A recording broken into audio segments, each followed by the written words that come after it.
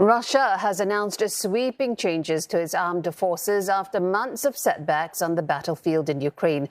Moscow aims to strengthen its combat capabilities, and that includes boosting troop numbers to 1.5 million. The country currently has around 1 million servicemen officially. The build-up will be implemented over the next 3 years. Defense Minister Sergei Shoigu says the reforms are needed to guarantee Russia's security and protect new territories. He also instructed officials to strengthen the capabilities of the Navy, aerospace and strategic missile forces.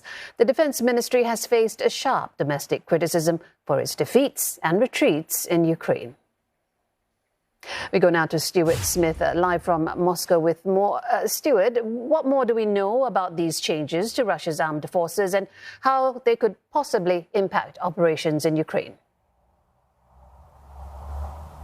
Well, it's part of a large-scale reform, but the focus from people here in Russia has been on that increase in troop number. Not only is it a significant increase, it was also only a few months ago that an increase had already been announced. From 2017 to 2023, it was anticipated that there was going to be an extra 100,000 troops. Now that's been boosted massively, clearly a response to the ongoing special military operation, as it's known here, which is clearly, by these assessments from the Russian Ministry of Defense, going to require more troops, and not just more troops in 2023, but over the next 3 years to 2026. Now, this announcement on its own isn't going to make an immediate difference to the special military operation. For an immediate increase in troop numbers, the Kremlin has already forced 300,000 Russian citizens to mobilize. It says it won't do any more, but there's every chance that it may. The presidential decree stopping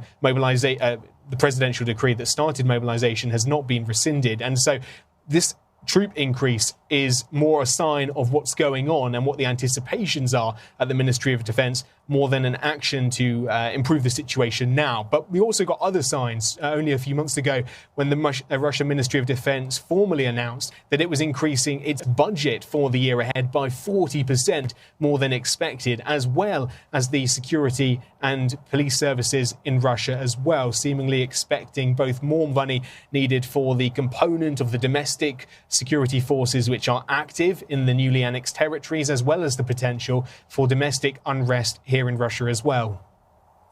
On a different note, the Kremlin says another meeting between Russia's spy chief and the US's CIA head would be something they'd find useful. Why is this coming up now?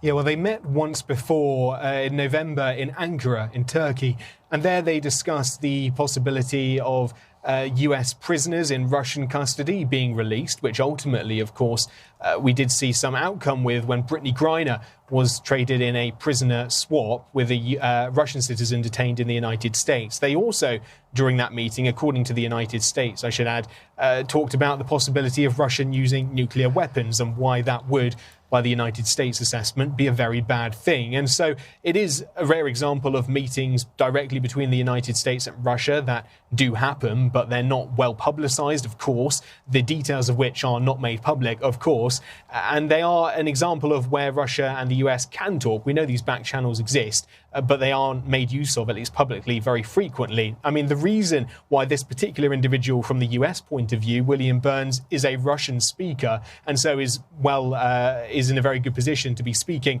with the Russian Foreign Intelligence Service, the SRU. As to more what they talk about, we don't know, of course, but it can be anticipated that the thing most important to the United States right now still remains some of its citizens in Russian custody, but also what Russia's going to be undertaking over the next year. Now, interestingly, we also heard from the SRU saying that they are talking to a host of other intelligence services. It's not just the United States. They frequently talk to European intelligence services about Russia's special military operation, and also some information about sharing of details between China and Russia. According to the SRU, the Foreign Intelligence Service here, they're talking about all sorts, sharing operational info and exchanging signals intelligence.